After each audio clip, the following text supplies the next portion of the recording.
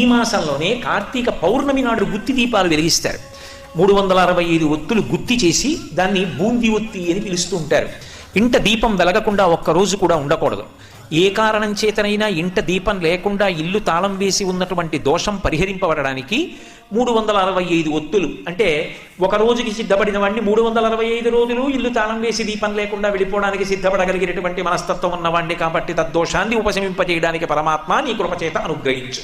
అందుకని ఇదిగో ఈ దీపం వెలిగిస్తున్నాను. ఆ దీపం వెలిగించినప్పుడు ఆ ప్రమిద మీద కొద్దిగా పసుపు కానీ కుంకం కానీ వేసి ఆ జ్యోతిలోకి వచ్చి నిలబడమని కోరుతారు. త్రయంబకమావాహయామి అంటారు. ఓ త్రయంబకుడా నువ్వు రా, లేదు దామోదరమావాహయామి, ఓ దామోదరుడా నువ్వు రా అంటారు.